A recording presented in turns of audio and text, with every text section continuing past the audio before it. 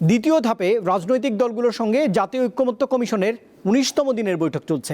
সোয়া ১১টায় রাজধানীর foreign service একাডেমিতে এই আলোচনা শুরু হয়েছে। বৈঠকে বিএনপি, জামায়াত ইসলামী এবং এনসিপি সহ বিভিন্ন রাজনৈতিক দলের নেতারা অংশ নিচ্ছেন।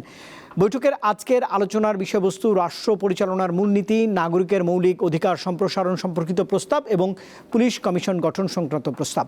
বৈঠকের শুরুতে সূচনা বক্তব্যে ঐক্যমত্য কমিশনের সহসভাপতি অধ্যাপক ডক্টর আলী রিয়াজ বলেছেন, রাজনৈতিক দলগুলোর সঙ্গে আলোচনায় 18টি বিষয়ের মধ্যে এখন পর্যন্ত 10টি বিষয়ে ঐক্যমত প্রতিষ্ঠিত হয়েছে।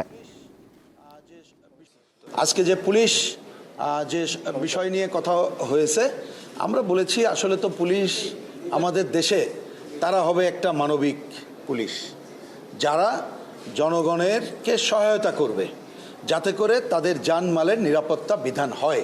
এটাই হবে তাদের প্রধান বিষয়। যে একটা স্বাধীন পুলিশ কমিশন গঠন বিষয়ে এবং মোটা দাগে এবি পার্টি সহ পুরো হাউস একমত হয়েছে।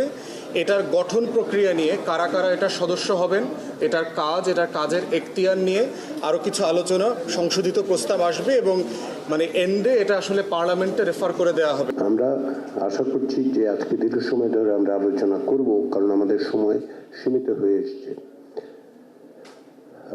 যদি আমি একটু গুরুত্ব আরোপ অর্থে বলি, আসলে দিন নয়, ঘন্টার হিসাবের মধ্যে আমাদের চলে যেতে হবে এখন। কারণ আমরা যে কোনোভাবেই হোক এই প্রক্রিয়াটা 31শে জুলাইয়ের মধ্যে আমাদের সমাপ্ত করতে হবে। দর্শক, খবর এই জানাচ্ছিলাম আপনাদের ফরেন সার্ভিস একাডেমিতে জামাতের সহকারী সেক্রেটারি জেনারেল ঐক্যমত্য কমিশনের বৈঠক থেকে বেরিয়ে এই মুহূর্তে সহকারী secretary general Hamidur Rahman Azad briefing করছেন। সরাসরি তার বক্তব্যে যাচ্ছি। আর সরকার কি ভাবছে না ভাবছে এটা কি সরকার একা করতে পারে? ইলেকশন কখন হবে এটার প্রধান দায়িত্ব ইলেকশন কমিশনের। যেন আমাদের হাউসে একদিন বলেই ফেলছে ফেব্রুয়ারিতে ইলেকশন, আমরা প্রটেস্ট করেছি। আপনি কি নির্বাচন কমিশন দায়িত্ব নিয়েছেন নাকি? এই জন্য ইলেকশন ডিক্লেয়ার করবে সরকারের সাথে সমন্বয় করে নির্বাচন কমিশন। কনস্টিটিউশন এটাই বলা আছে, এর বাইরে যাওয়ার তো সুযোগ নেই। সুতরাং কোথায় কে কী বললো এটাকে বেস করে কনফিউশন তৈরি করার কোনো সুযোগ এখানে নাই। আর রহিক ভাই একটা পয়েন্ট হয়তো বলতে ভুলে গেছেন, আজকে 4টা পয়েন্টে আলোচনা হয়েছে। তার মধ্যে আরেকটা বিষয় ঐক্যমত হয়েছে, সেটা হলো প্রধানমন্ত্রীর 10 বছর মেয়াদের অধিক তিনি প্রধানমন্ত্রী হতে পারবেন না, অর্থাৎ তার লাইফের মধ্যে তিনি 10 বছর পর্যন্ত প্রধানমন্ত্রী থাকতে পারবেন। সেটা 1 মেয়াদে হবে না 2 মেয়াদে হবে। আগে ছিল যে এটার সর্বসম্মত ঐক্যমত হয়নি, কথাটা ভেরি ক্লিয়ার। আগে অনেকে সাবজেক্টিভ ঐক্যমত বলেছিলেন, যে বিএনপি এটা বলেছিলেন, সাবজেক্টিভ বলেছেন। তো আজকে কিন্তু সর্বসম্মতভাবে এটা ঐক্যমতে প্রতিষ্ঠিত হয়েছে। সুতরাং এক্ষেত্রে আর কোনো কনফিউশন নেই। অর্থাৎ আজকে 3টি বিষয়ে কিন্তু প্রায় কাছাকাছি, ফুললি তো 2টা হয়েছেই। এই যে রহিক ভাই যেটা বলেছেন, পুলিশ কমিশন একটা স্বাধীন কমিশন হবে। আসলে এখানে দুর্ভাগ্যজনক হচ্ছে পুলিশ সংস্কার কমিশন একটা কমিশন হয়েছে, আলোচনার টেবিলে এটা আসেই নেই। এবার রাষ্ট্রীয় পয়সা খরচ করে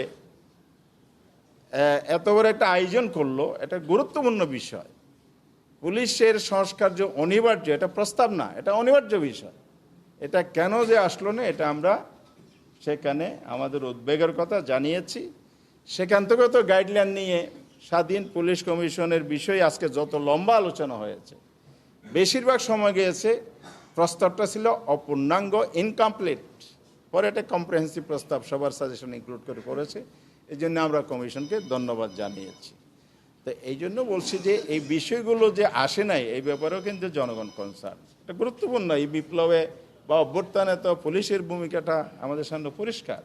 তাহলে আগামী দিনে পুলিশের যদি সঠিক ভূমিকা আসতে হয়, দলীয় প্রভাব মুক্ত, কোনো শক্তি দ্বারা পরিচালিত, করাপশন অ্যান্ড আদার্স যে বিষয়গুলো আছে, এবং তাদের অভ্যন্তরে যে ইনডিসিপ্লিনারি ওয়ার্ক আছে, পুলিশের ঊর্ধ্বতন অফিসারের নির্দেশে অধস্তন অফিসার বাধ্য হয়ে বিবেকের বিরুদ্ধে গিয়ে কাজ করে।